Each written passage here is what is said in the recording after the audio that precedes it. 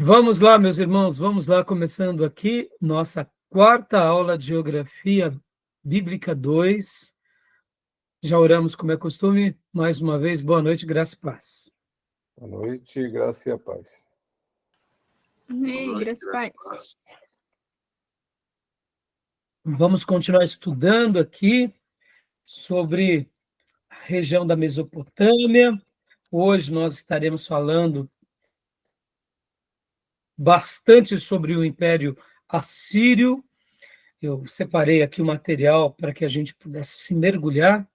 Vou dar um destaque, assim como eu dei um destaque muito grande para a Suméria, a gente vai dar um destaque muito grande à Síria, até porque as histórias da Assíria têm tudo a ver com a Bíblia, tem tudo a ver com o povo de Deus e acontecimentos cruciais desse império, desse reino, acontecem juntamente com o povo de Deus. Então, vai ser uma aula, eu diria, muito proveitosa. Estaremos falando também sobre a epopeia de Gilgamesh, uma descoberta arqueológica dos sumérios, mas na biblioteca de Nínive, então a gente vai gastar um tempo também sobre isso. É óbvio, como eu tinha mencionado, quando eu falei sobre os acontecimentos bíblicos com o povo de Deus, a gente vai falar também do grande acontecimento, que é o cativeiro assírio. E, por último, a gente vai dar uma pincelada ali nos hititas, nos fenícios, e aí a gente encerra essa parte do livro-texto, que seria a primeira parte do livro-texto, né, que é a Mesopotâmia e outras regiões próximas à Mesopotâmia.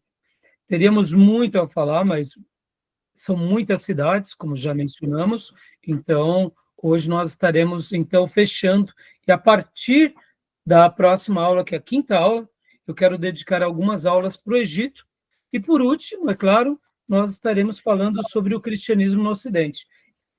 E aí fechamos essa matéria. Tá bom, meus irmãos? Então, como é costume, nossas aulas são gravadas, sempre digo isso aqui a vocês, né, para que vocês possam estar reutilizando esse material. Gravamos também para os alunos em EAD estarem utilizando essas aulas, porque farão parte do acervo das aulas em EAD. E também gravamos para abençoar o maior número de irmãos, seminaristas, professores e pessoas que queiram aprender mais sobre a geografia bíblica, por exemplo, como estamos tratando aqui.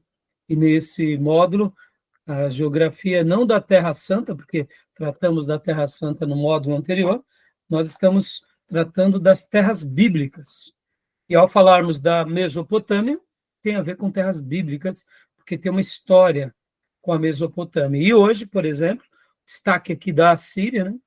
A gente vai, de fato, destacar bastante aqui esse império. Na última aula eu dei uma pincelada sobre a Babilônia. Eu não vou gastar muito tempo falando sobre a Babilônia, não porque ela não seja relevante, mas já tocamos nos assuntos. O Império Babilônico, principalmente o Neo-Império Babilônico, ele é mais familiar.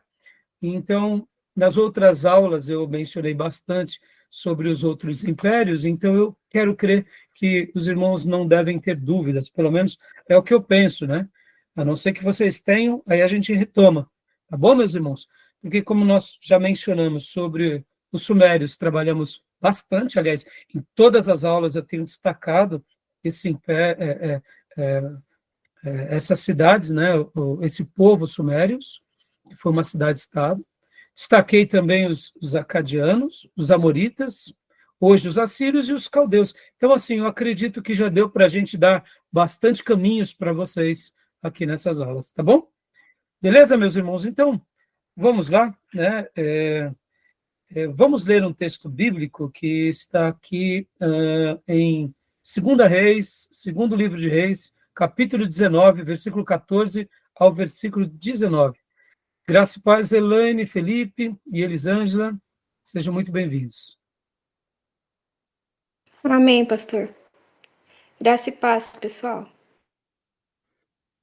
Amém, pastor. Graça e paz. Boa noite a todos. Podem abrir aí em 2 Reis 19, 14. Eu vou estar compartilhando aqui na minha Bíblia digital. 2 Reis 19, 14. conta aquela história muito linda sobre a oração do rei Ezequias. Então, a gente vai ler aqui essa porção. O irmão ou a irmã que quiser, 2 Reis 19, 14 ao 19. Quem pode ler para nós, por gentileza? Um irmão ou uma irmã? Vou ler aqui. Por favor. Recebendo, pois, as cartas das mãos dos mensageiros e lendo-as, subiu à casa do Senhor, e Ezequias as estendeu perante o Senhor. E orou Ezequias perante o Senhor e disse: Ó Senhor, Deus de Israel, que habitas entre os querubins, tu mesmo, só tu és Deus de todos os reinos da terra. Tu fizeste os céus e a terra. Inclina, Senhor, teu ouvido e ouve.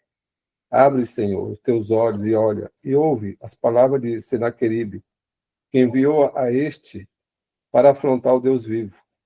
Verdade é, ó Senhor, que os reis da Síria assolaram as nações e as suas terras, e lançaram os seus deuses no fogo, porquanto deuses não eram, mas obra de mãos de homens, madeira e pedra, por isso os destruíram. Agora, pois, ó Senhor nosso Deus, sê servido de nos livrar da sua mão, e assim saberão todos os reinos da terra que só tu és o Senhor Deus. Amém. Obrigado, Júnior. Essa é aquela passagem que começa um pouco antes, lá em segundo livro de Reis 18, quando Senaqueribe ele afronta, né, Ezequias.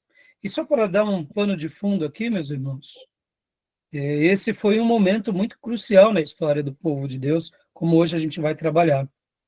E só recapitulando, né, que esse contexto aqui foi um contexto simplesmente maravilhoso, que é o contexto aonde havia um rei piedoso, que era o rei Ezequias, e, de contrapartida, também tinha outro fato muito interessante, que é o quê? Que é o profeta Isaías. Para quem não sabe, o profeta Isaías, ele era um profeta que Deus levanta ele na corte. Possivelmente, Isaías, ele era de famílias nobres, ele era um aristocrata dos dias da tribo de Judá, do Reino do Sul. O cativeiro babilônico, ou melhor, o cativeiro assírio já tinha devastado Israel com a capital em Samaria, e agora, nesse ímpeto tão violento de conquistas do Império Assírio, eles estavam ali no encalço de conquistar, no encalço, né, de Judá e de outras nações para conquistar. E aí eles amedrontam o povo, eles se levantam contra o Reino do Sul. E aqui, esse grande servo de Deus, ele busca a presença do Senhor, ele clama a Deus. E uma das coisas mais lindas, nas minhas séries de mensagens que eu prego sobre os profetas, eu dedico várias mensagens, tanto ao rei Ezequias, quanto ao profeta Isaías. E fico fazendo um paralelo. E assim, quem puder depois aprecie essas mensagens, tanto no Spotify quanto no YouTube. Porque realmente é maravilhoso. Enquanto tem um rei piedoso orando ali, né, no palácio, também ali na corte, ali servindo a nação, tem um profeta da corte, que é Isaías. E ele também é um homem piedoso, e que ambos guerreiam unidos aos sacerdotes piedosos daqueles dias. E a história, talvez quem não conheça, depois leia, né, esse capítulo e os demais, porque vem o profeta Isaías, e ali anuncia que realmente Senaqueribe, que era o grande imperador naqueles dias, que estava afrontando Ezequias, que Deus ia lutar contra o exército de Senaqueribe, que Deus ia vencer, e assim o próprio Deus realmente vence essa batalha. Então, assim, é um dos episódios mais lindos sobre o poder da oração, o poder do clamor, sobre a vida de piedade, diante de um grande império, diante de uma grande situação. Estamos aqui numa aula de teologia, aprendendo sobre geografia das terras bíblicas, sobre a geografia dos povos, sobre os impérios, falamos sobre vários acontecimentos, sobre geopolítica, e tem horas que nós nos sentimos assim também na nossa vida, pequenos, limitados, sem força, mas ao ler um texto bíblico como esse, nosso coração ele é ministrado pelo Espírito Santo e a gente vê que, como servos de Deus, podemos orar, clamar, e quando o povo de Deus ora e coloca a sua boca no pó, e a gente se humilha a Deus, o Senhor ele move céus, terras e mar em resposta à oração do seu povo.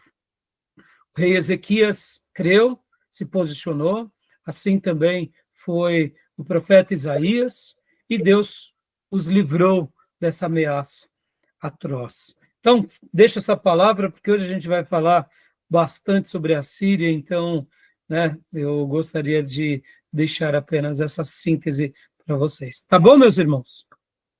Bem? Vocês lembram da história? Linda essa história, não? Bacana, é muito bacana essa daí. Sim. Essa é uma daquelas que Nossa, naquele o anjo do Senhor visita o povo de Deus e ali destrói o próprio Deus, né? Como está aqui no versículo 35, aqui. Suceder, leia para nós, Júnior, 35 em diante, por gentileza, para a gente ir nos nossos slides. Ok. Aconteceu, pois, que naquela mesma noite saiu o anjo do Senhor e feriu no arraial dos assírios a 185.000 deles. E levantando seus assírios pela manhã cedo, eis que aqueles eram todos cadáveres.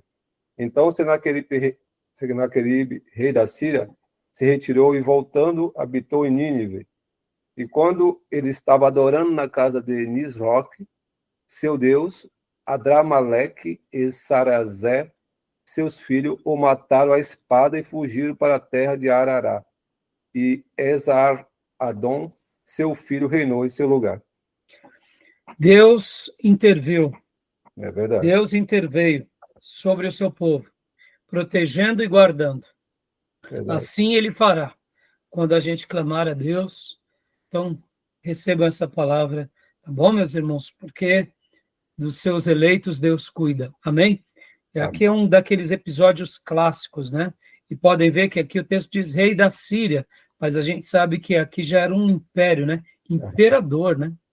Na realidade, a Síria, nesses dias, já era um grande império, e nesses dias, um império muito expansionista, né? Tinha se tornado um pouco antes expansionista, mas se mantinha ainda aqui.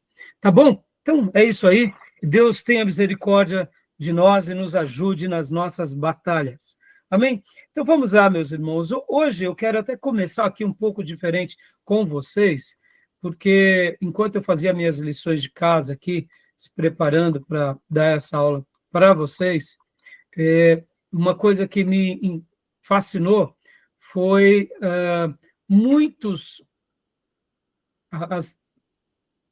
as muitas descobertas arqueológicas sobre a Síria, né? E eu gostaria de ler aqui com vocês alguns artigos, inclusive aqui em alguns sites, eu tenho alguns slides também, mas eu gostei bastante da síntese aqui dos professores, né? Do professor Tiago Souza, que é graduado em História e especialista em ensino de Sociologia pela Universidade Estadual de Londrina, aqui no site toda a matéria, que ele fala sobre a epopeia de Gilgamesh, a descoberta e história desse assunto. Falamos bastante sobre outros povos que registraram sobre, por exemplo, o dilúvio, sobre outros acontecimentos, e uma das coisas que realmente aconteceu na história da arqueologia, que abalou muito o mundo, né? E aqui hoje, irmãos, quando a gente estiver vendo esses acervos históricos, eu gostaria que você lembrasse de um detalhe. Quando a gente fala sobre descobertas arqueológicas, e aí nessas descobertas arqueológicas é trazido o nome, por exemplo, né? Como a gente acabou de ver Senaqueribe, por exemplo, na Bíblia.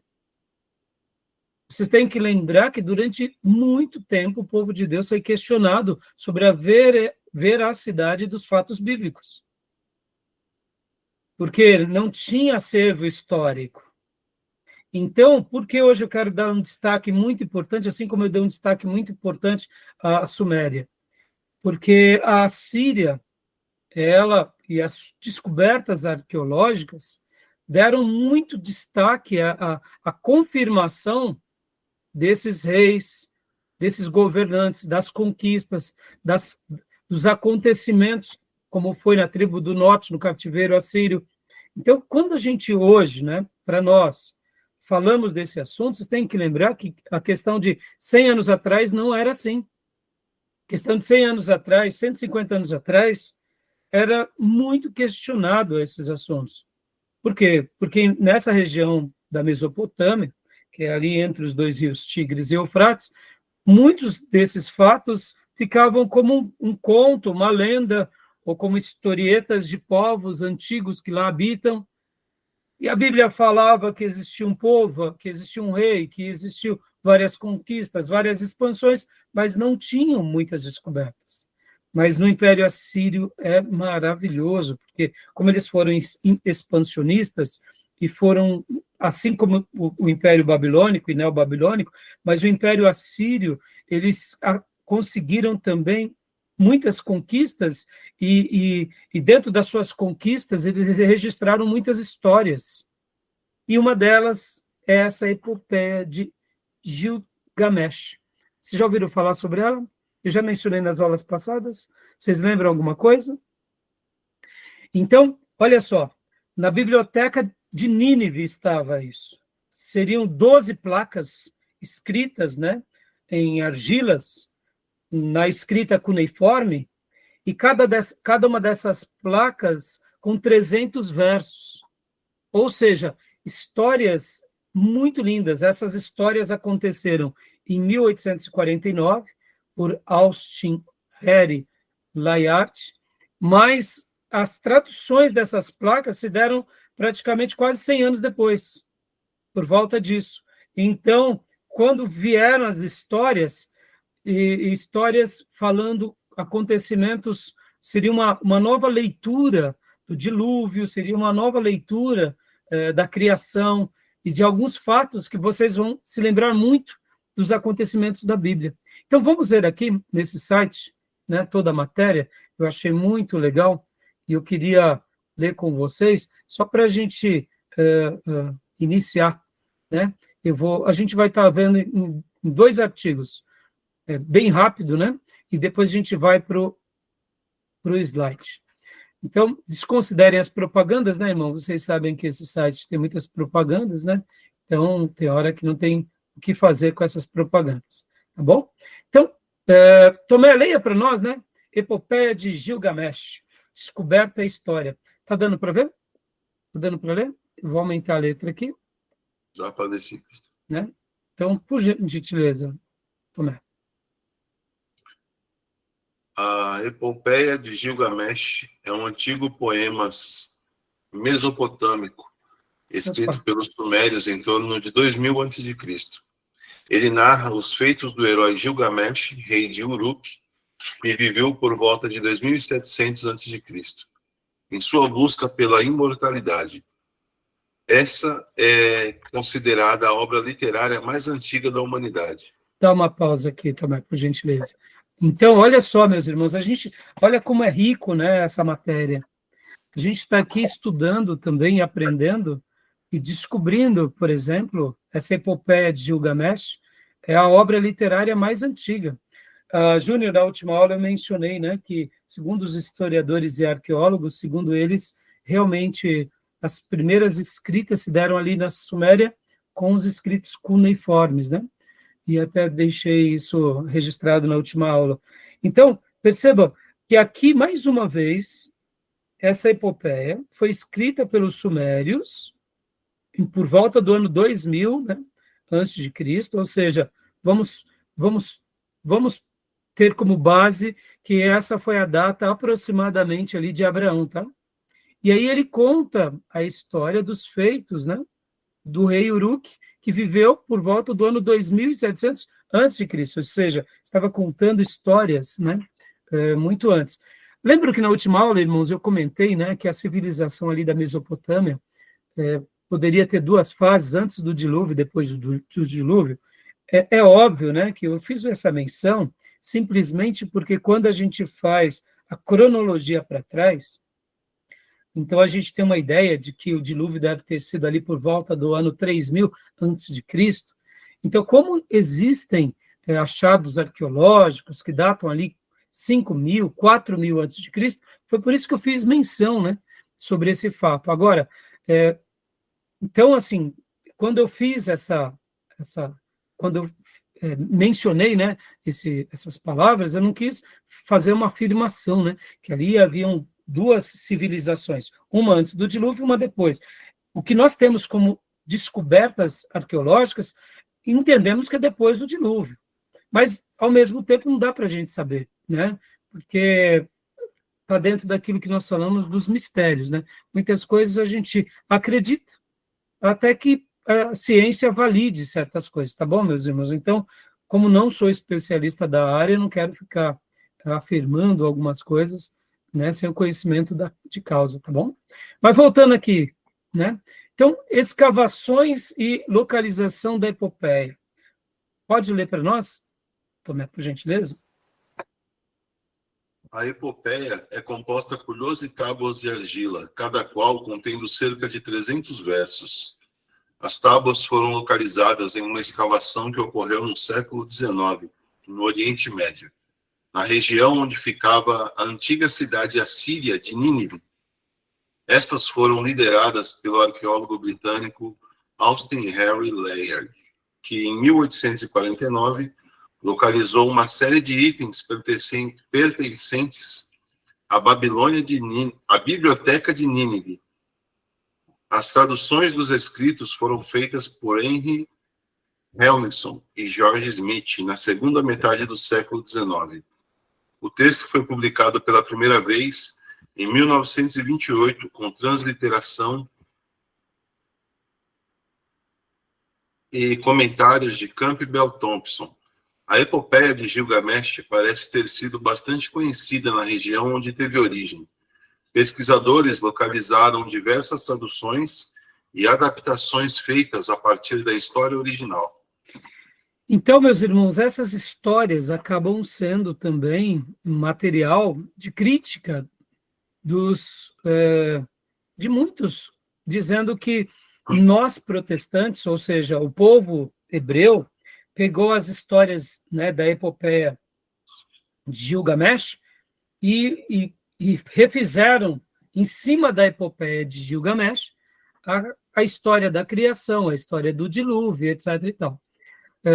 Nós não acreditamos dessa forma, né, até porque podem ver que existem muitas histórias de muitos povos sobre esses fatos. O que nós acreditamos é outra coisa, que, de fato, Deus, né, ele sempre se revelou ao ser humano, e o ser humano, por ele se distanciar de Deus e começar a adorar outros deuses, eles acabam escrevendo, então, as suas histórias e ali construindo, né, os seus contos literários ou as suas histórias, baseadas agora nas suas crenças, nos seus novos deuses, né?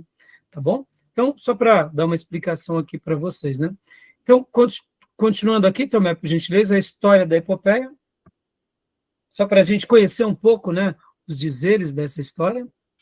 A narrativa conta a epopeia de Gilgamesh, rei de Uruk. Gilgamesh é descrito como sendo 2/3 Deus e 1/3 homem. Ele é apresentado na história como um rei autoritário, que oprimia seus súditos da cidade de Uruk, enquanto os obrigava a construir uma muralha ao redor da cidade. A população amedrontada pediu ajuda à deusa Ishtar, que havia criado Enkidu do barro.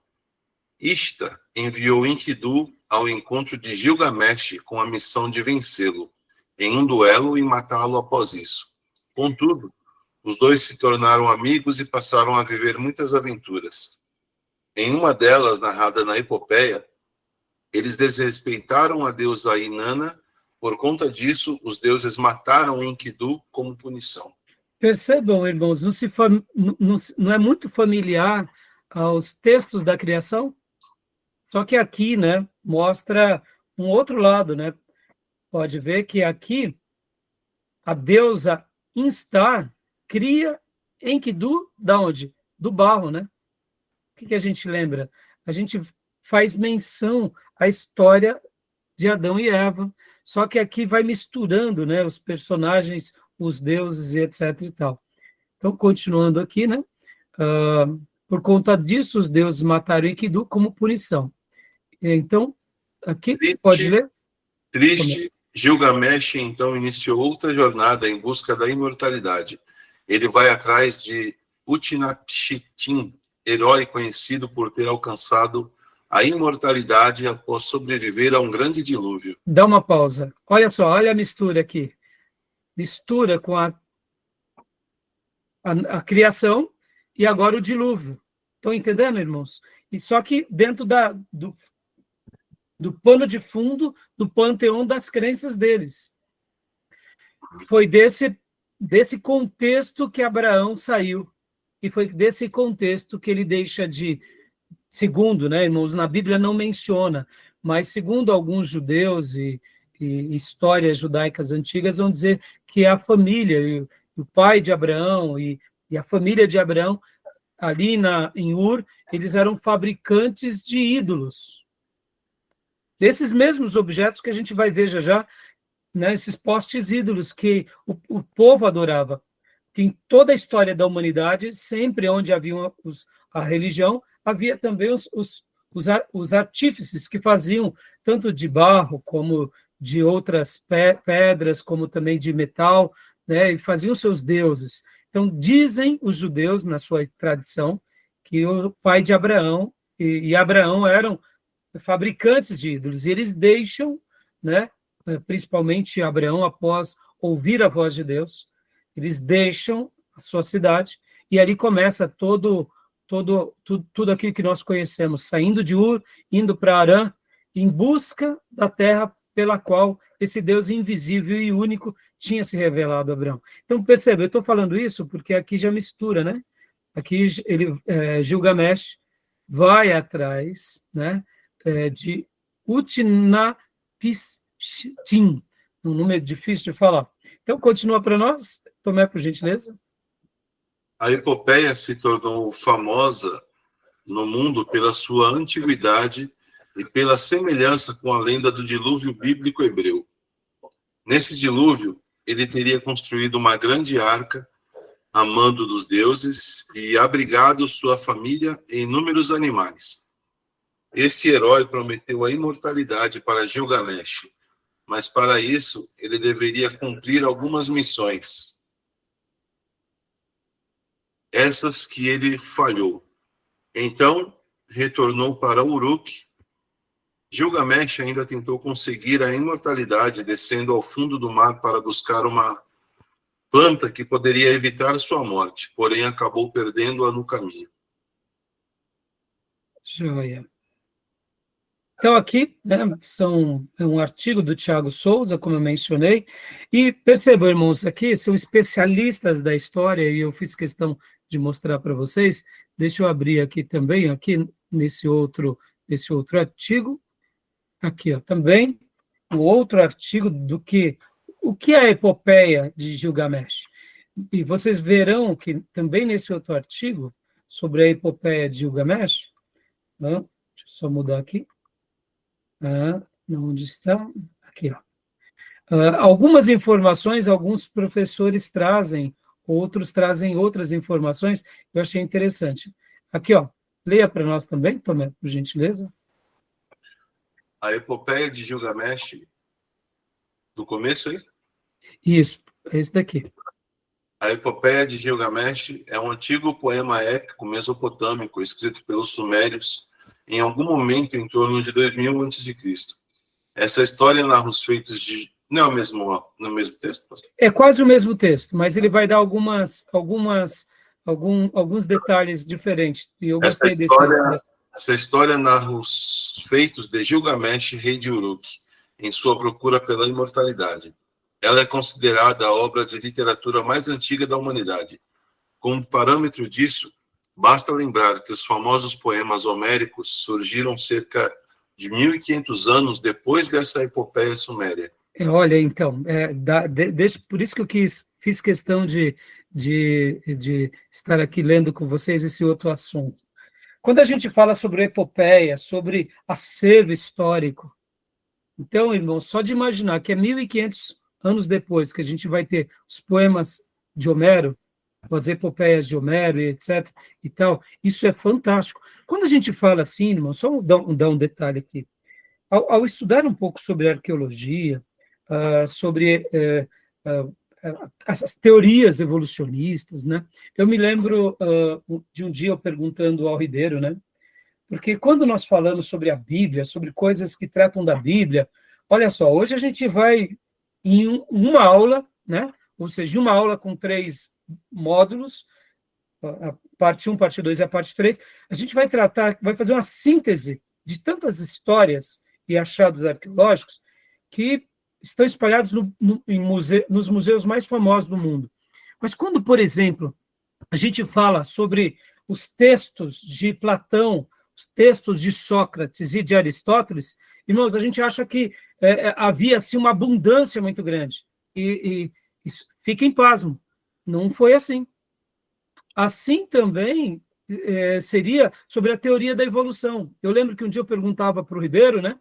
Ribeiro, mas quanto de ossada se acharam desses homens pré-históricos? Aí ele começou a dar risada e falou, não, Dai, a gente acha assim, não, eles fazem, na mídia, a ciência, as suas teorias humanistas, eles tentam remontar uma história que para que você acredite naquelas histórias, você precisa mais de fé do que de fato, né, como disse o arqueólogo Rodrigo Silva, para você acreditar naquelas descobertas arqueológicas científicas, ou melhor, nas teorias que eles dizem, né, sobre o homem primata, você tem que usar muito mais de fé do que de ciência, porque, e o Ribeiro marcou muito, ele falou assim, Rai, você tem poucos exemplares arqueológicos, você não tem uma quantidade imensa de achados, de restos.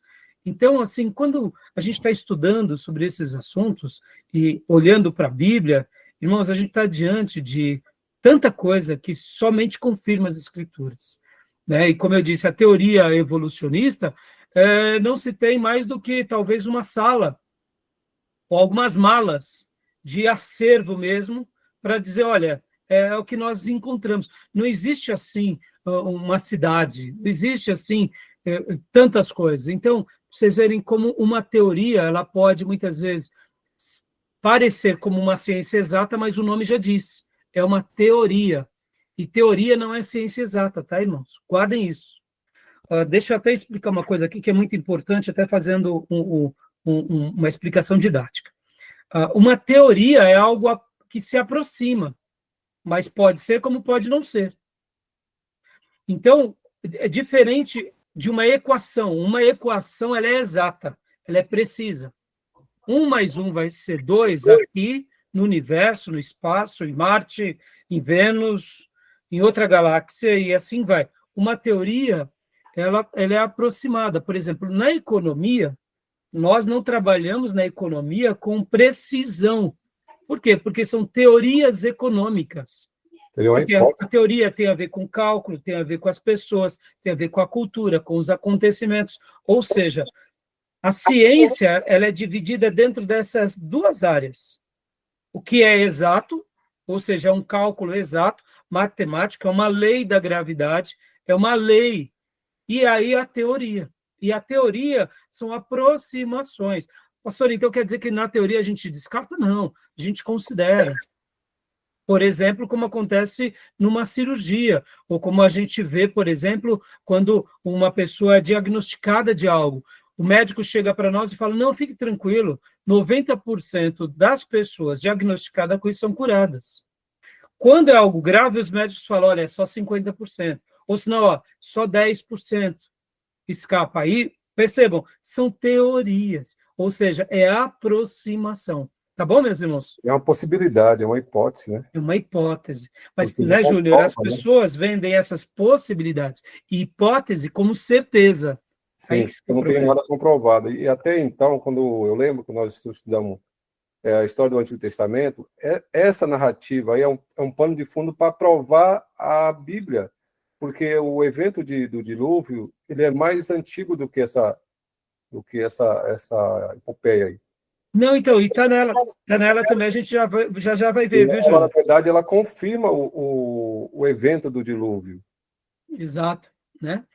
E exatamente. Então, Tomé, continua lendo para nós, por gentileza. Vamos pular aqui um pouco, porque aqui vai ser praticamente as mesmas coisas, tal, né? E aqui, ó, pode ler aqui, ó, o trabalho de tradução, por gentileza, Tomé. O trabalho de tradução da obra foi realizado por Henry Hewlisson e George Smith na segunda metade do século XIX. A tradução deste poema épico somente foi possível graças à inscrição de Dário, que transcrevia caracteres cuneiformes para 3 idiomas: persa, babilônio e elamita. Esse trabalho foi ampliado quando novos trechos da história foram encontrados posteriormente. Dá uma pausa aqui, olha só, por isso que eu fiz questão de ler com vocês esse artigo. Dário, então, perceba aqui o Império Medo-Persa. Ele pegava, já que agora eles estavam numa situação de um governo também expansionista de um império, eles traduziam para o persa, para o babilônico e para o elamita.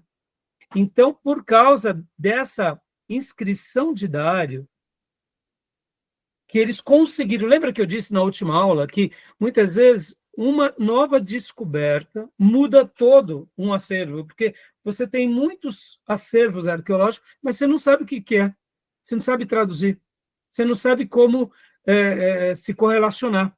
Nas próximas aulas, quando formos falar sobre o Egito, a gente vai falar sobre a pedra de Roseta, que é a mesma coisa para os escritos egípcios, tá bom? Então é muito interessante, né, irmãos? E isso tudo só mostra como a gente está trabalhando diante de um acervo muito legal, né? Então, pode ler para nós também, por gentileza, mais esses 2 parágrafos. A obra encontrada nessa época foi escrita pelos sumérios e recebeu o nome de Shah-Nakba-Inru, aquele que viu a profundeza, ou Shutur-Elishan, aquele que se eleva sobre todos os reis. Tempos depois, o original dela em sumério foi transcrito a mando do rei assírio Assurbanipal, 668 a.C. a 627, e foi armazenado na biblioteca de Nínive. A epopeia de Tá Gilgamesh... bom, deixa eu dar uma pausa aqui só. Percebam, irmãos, olha, isso que eu quero que vocês destaquem. Quando a Bíblia fala desses imperadores, quando a Bíblia falava de Nínive, capital da Síria, quando Jonas foi pregar em Nínive, etc. e tal, percebam, tudo isso, durante muitos séculos, fomos questionados, fomos vistos como um povo que cria em lendas, em um livro de contos, e essas descobertas aqui remontam a história e confirmam as escrituras. Entenderam, irmãos? Então, assim, isso é maravilhoso para nós. E isso acontece agora, né, como nós vimos que no século XIX, XVIII, eles descobrem, no meio do século XVIII, e só no século XIX, na metade, eles fazem. E ainda por causa das inscrições de Dário, eles conseguem fazer ali a tradução. E ainda, irmãos, tem muitos acervos históricos e arqueológicos que não foram traduzidos. Talvez você diga assim, pastor, mas, poxa, por que não? Porque não tem pessoas para isso, não tem investimentos, não há interesse também de conhecer a história, irmãos. Sejamos honestos, né? Como a gente disse, até agora, século XVIII, século XIX, e principalmente nessa fase, as descobertas arqueológicas, elas eram descobertas aonde você levava para o seu país como um prêmio, né? Então, assim, não era para saber da história, né? Tá bom? Então, e agora aqui, Tomé, para a gente concluir? Por A favor. epopeia de Gilgamesh parece ter sido bastante conhecida na região, pois pesquisas localizaram diversas traduções e adaptações feitas a partir dela, em idiomas como o hitita e o Rita, e em diferentes locais como Nippur, Uruk e na antiga capital hitita, que se chamava Hattusa. Ou seja, por isso que eu falei que eu queria hoje trabalhar um pouco sobre isso, para a gente fazer essa ligação, né? Então, não era algo apenas da epopeia de Gilgamesh, mas também haviam as adaptações feitas a elas em outros idiomas, em outros povos, tá bom? Então, bom, aqui é a mesma coisa praticamente, né? Vai contar as mesmas histórias, tal, e a gente vai ver uma certa semelhança também. Esse texto também foi Daniel Neves, graduado em História, né? Aqui, olha, eu achei muito legal, a gente já vai ver alguns, como que eu posso dizer, né? Alguns desenhos sobre sobre os achados, né? Aqui, ó, as tábuas da epopeia de Gilgamesh foram encontradas na biblioteca de Nínive, construída a mando de Ashurbanipal. Ashurbanipal. E aqui é um desenho também, uma placa desse período, tá bom, meus irmãos? Tá bom? Bom, agora vamos ver aqui uns slides. Alguma pergunta, meus irmãos? Alguma dúvida, alguma pergunta? Pode falar, Fia. Falando aqui agora da tradução, eu lembrei da história de Esther, que também quando sai lá o édito, né, eles traduzem para as outras línguas, né, para ficar tanto na língua dos persas como na língua dos judeus. Sim, porque nós temos que lembrar, né, e hoje a gente tem que lembrar que o imperador, ele só consegue realmente expandir o seu governo e continuar tendo, vamos dizer assim,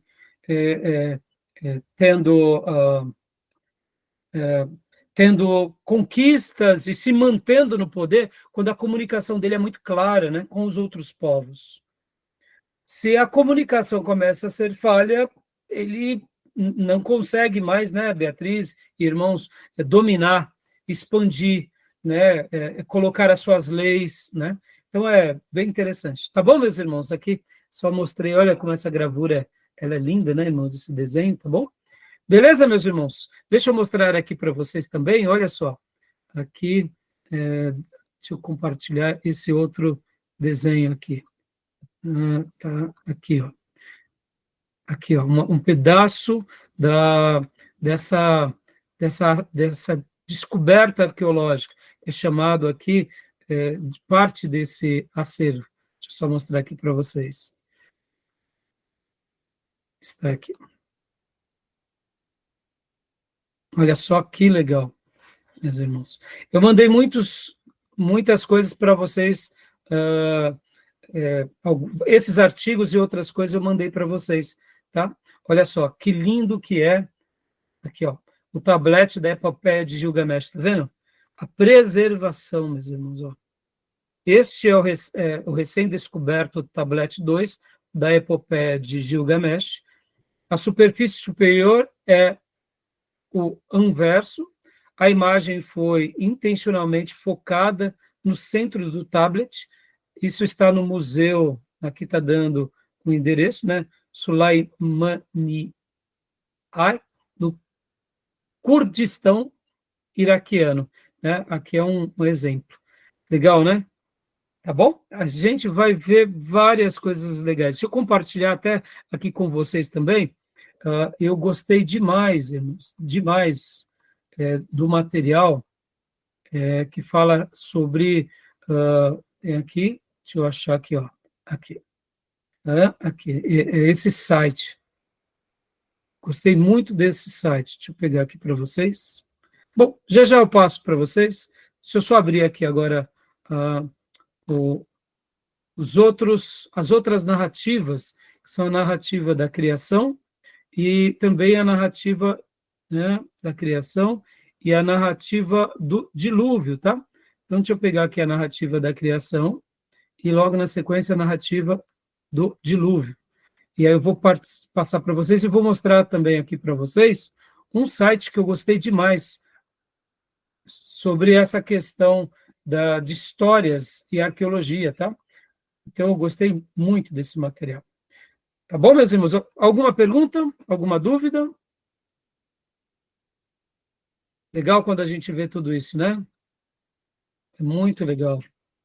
Então, deixa eu compartilhar aqui para vocês aqui a narrativa da criação. Vamos ler rapidamente. E eu vou abrir também para vocês aqui. Abriu para vocês? Não. Não? Deixa eu compartilhar de novo. Aqui, ó.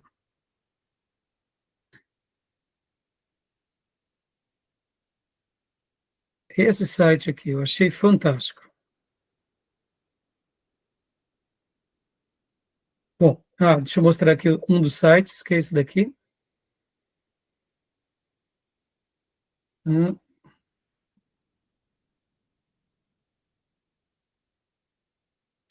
Não estou conseguindo trocar agora, irmãos.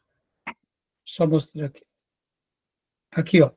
Depois, sobre esses fatos e outros mais, vejam esse site. Olha que legal esse site, irmãos. Aqui. World Story Encyclopedia, a enciclopédia da história, né? Mundial. E também um outro site que eu gostei demais, chamados Apaixonados, olha só que legal, Apaixonados por História. Muito legal, muito bom. Eu gostei demais. Deixa eu mostrar aqui para vocês esse outro material. Apaixonados pela História. Então, temos esse e temos esse outro material aqui, ó.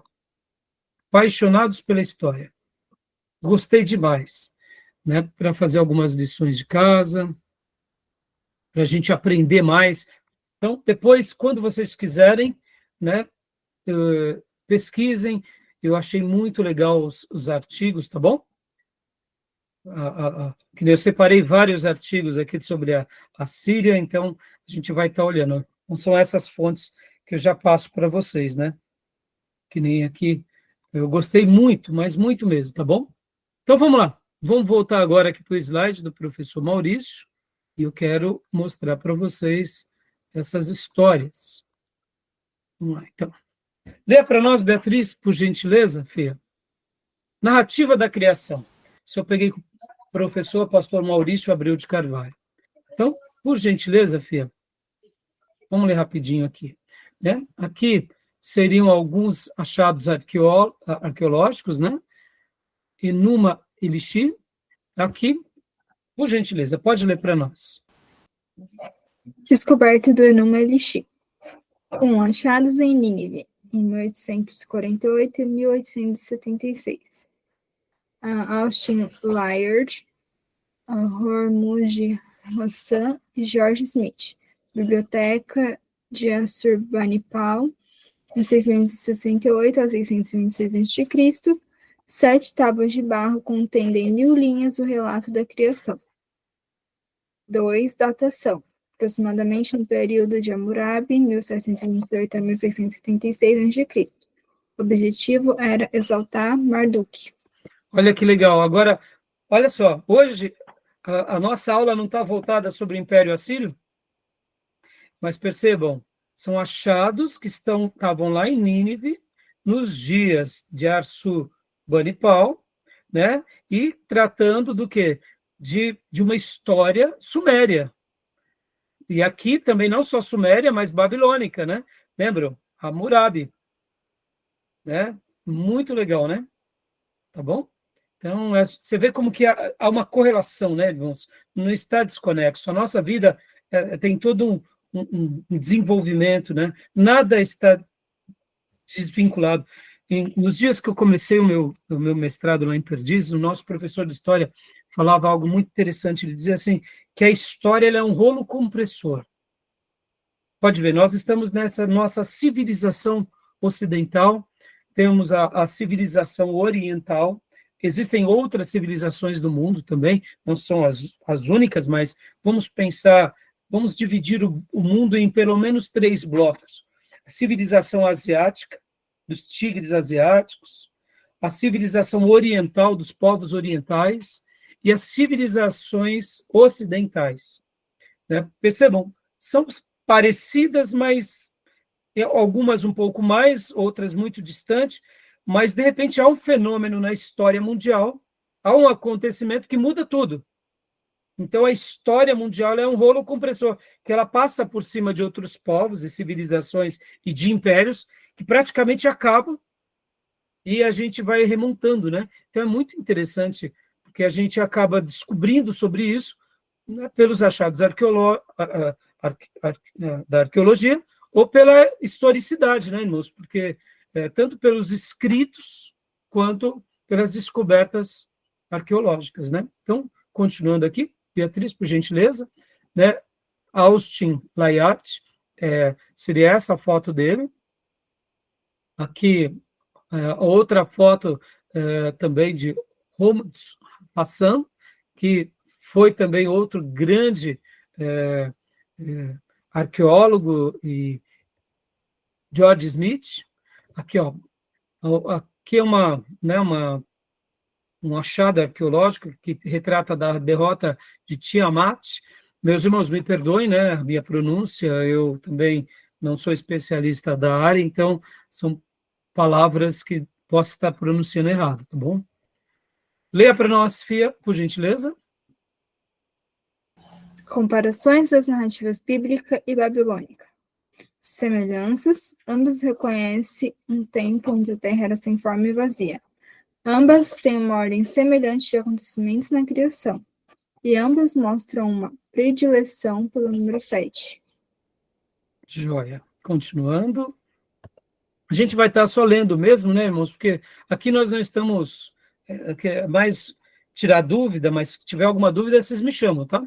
Continua para nós, Fia, por favor. Diferenças: politeísmo e monoteísmo, confusão entre espírito e matéria no Enuma Elish.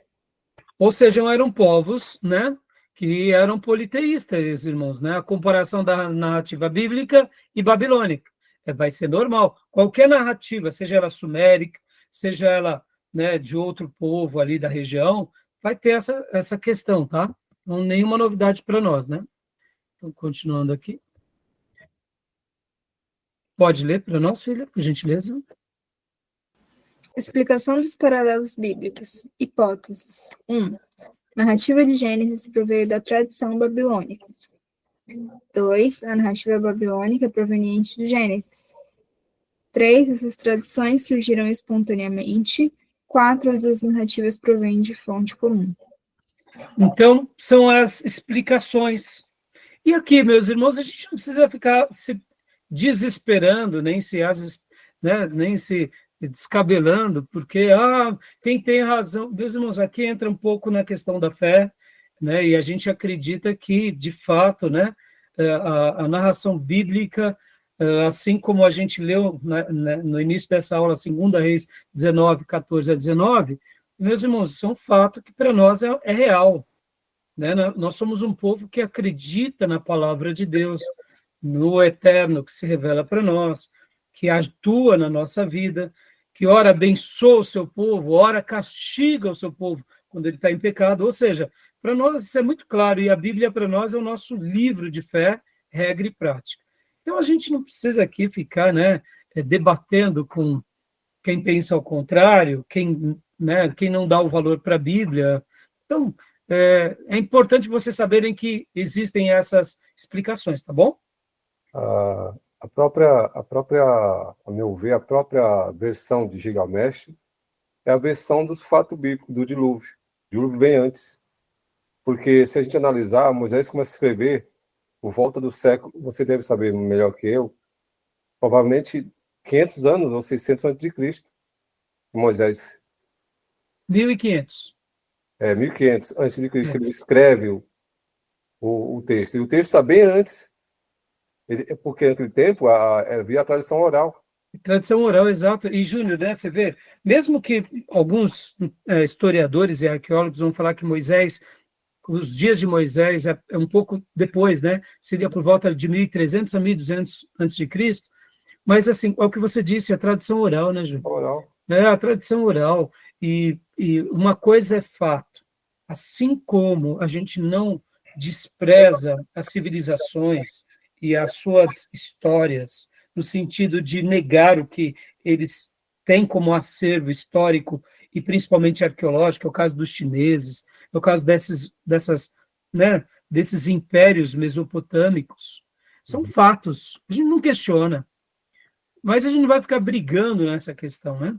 Então a gente acredita em tudo isso e descansa, porque, como você falou, havia tradição oral, né? Pode ver que a tradição escrita é inaugurada por Deus.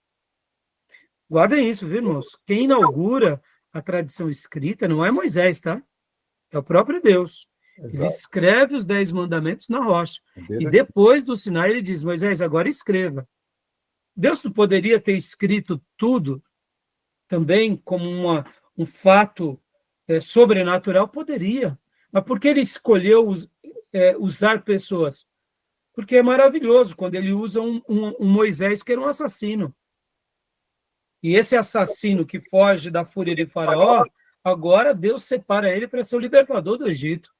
Então, perceba, o que nós temos como revelação, na realidade, nada mais é do que homens que eram pecadores e que se convertem a esse Deus todo-poderoso e eterno, e agora são instrumentos da revelação. Ou seja, a virtude não é dos homens, a virtude é de Deus. Eles se entregam, como diz a Bíblia, né? São homens que agora vivem uma vida consagrada, mas é o Espírito Santo quem vai mostrar. Então, para nós isso é muito claro, é muito forte. E quando eu quero silenciar alguém sobre esse debate, né, que para mim é um debate que é interessante, eu vou para o Apocalipse. Eu já começo a falar, olha, tudo bem, você pensa assim, mas eu quero te dizer que, olha, pode escrever aí no seu diário, um dia vai acontecer isso na Terra. Eu começo a citar o Apocalipse, aí o camarada não tem o que falar, né? Porque as profecias que virão está no texto sagrado, principalmente ali no livro de Daniel, Zacarias e Apocalipse, né? Então, tá bom, meus irmãos, beleza? Então, aqui, ó, aqui é a fonte, né, da onde o professor Maurício tirou, Arqueologia do Velho Testamento, né, desse material aqui, inclusive, é isso mesmo que eu estou mostrando para vocês, tá bom? Que é da editora,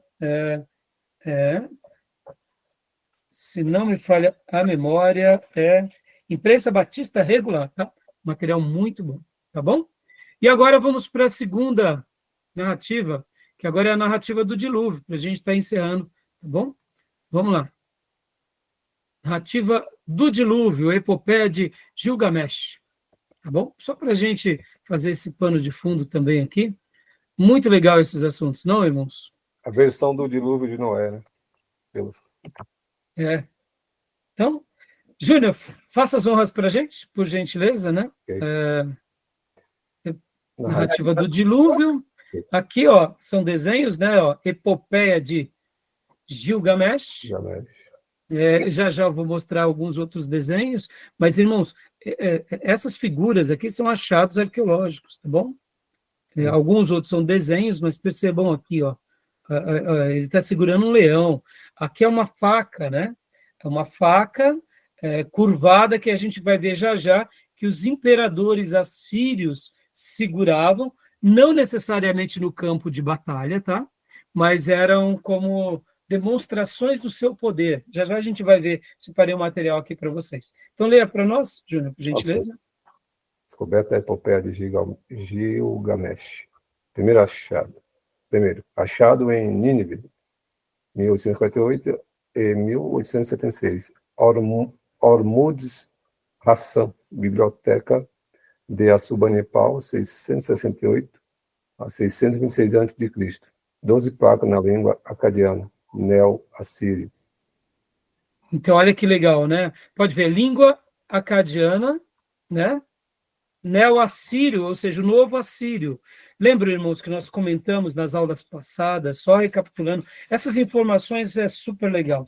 Pastor, a civilização mesopotâmica se resumiam, pelo menos, em cinco grupos distintos. Os sumérios, depois os acadianos, que se tornam o primeiro império da história, Sargão I, depois vem os amoritas, ou amoreus, que ali vem o primeiro Império Babilônico, depois vem os assírios, aí os assírios eles são longevos, né? Tem lá atrás, e depois eles continuam aqui para frente, e por último vem o povo caldeu, que dali vem o segundo Império Babilônico, ou Neo-Babilônico. Por isso que a gente fala aqui Neo-Assírio, porque a Síria, como é um império bem longevo, como a gente viu nas aulas na terceira aula, alguns vão falar que eles começam, né, são pelo menos 3 fases, né, do Império Assírio.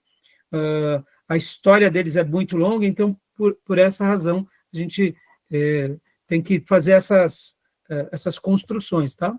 Então, continuando aqui. Aqui, mais uma vez, a foto, né, de um desses. Pode ler para nós, Júnior, por gentileza? Comparação da narrativa bíblica e babilônica. Semelhanças. Ambas sustentam que o dilúvio foi divinamente planejado. Ambas apresentam um herói que é avisado da catástrofe. Ambas falam da libertação do herói e sua família.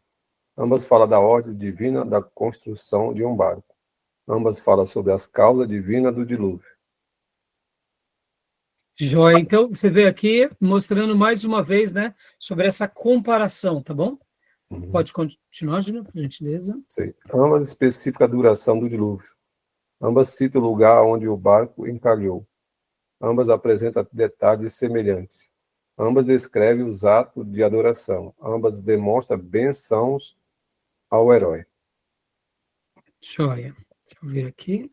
Tudo bem até aí, meus irmãos? Alguma pergunta, alguma dúvida? E aí? Tranquilo? Pode continuar, Júlio, por gentileza. Agora, na comparação da narrativa bíblica e babilônica. Diferenças, concepções teológicas, concepções morais, concepções filosóficas. Tá. E, continuando, então, a gente tem essas diferenças, a gente não precisa entrar muito em questão sobre elas, porque é tranquilo para nós, né? Uhum. Explicação dos paralelos bíblicos. Isso aqui. Pode ler para nós, Pode. por gentileza. Babilônicos se apropriaram da narrativa hebraica. Os hebreus se apropriaram da narrativa babilônica. Fonte comum. Então, percebam, mais uma vez, é bem semelhante à narrativa da criação, né? Porque quem se apropriou de quem? Uhum. Né?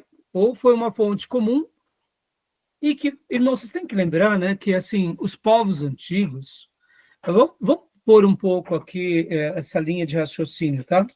As religiões antigas, elas não eram religiões missionárias, tá? Me entendam, com exceção do budismo, vocês vão aprender em religiões comparadas, que seria a mesma matéria de seitas e heresias, né? A gente só mudou o nome. O budismo, ela é uma religião missionária.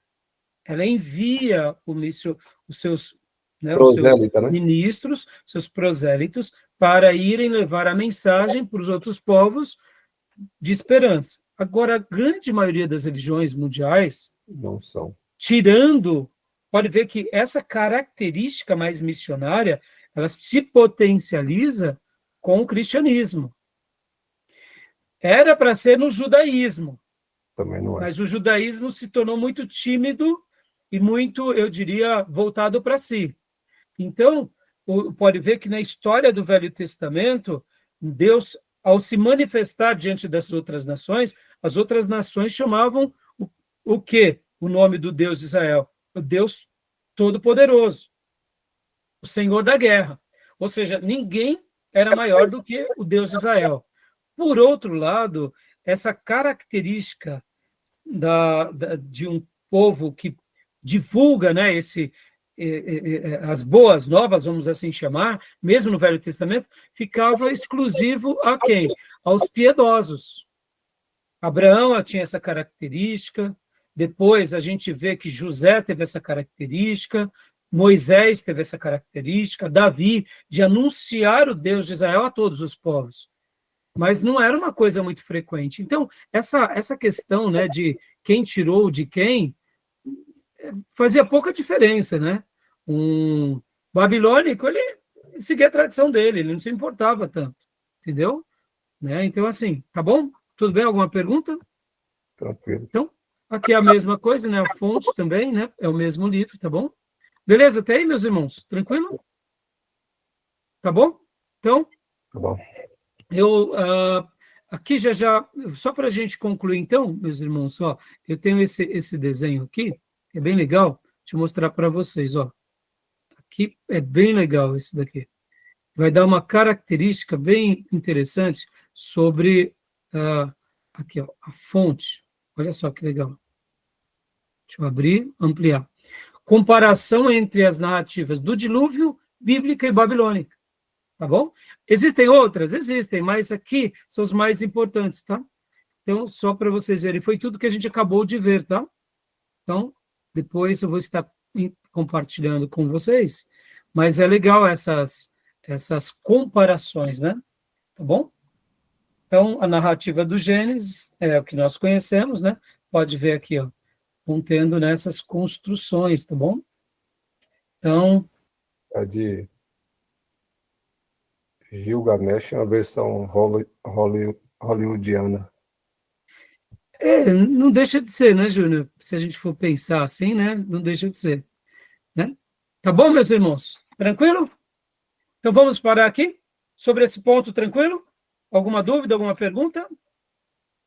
Então, a gente vai continuar falando sobre o cativeiro, sobre a Síria e outros acontecimentos aqui no próximo bloco, tá bom? Beleza.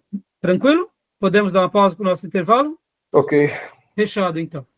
Então, vou dar uma pausa aqui, nós voltamos em instantes, tá bom? Beleza. Hora do chá. Hora do chá.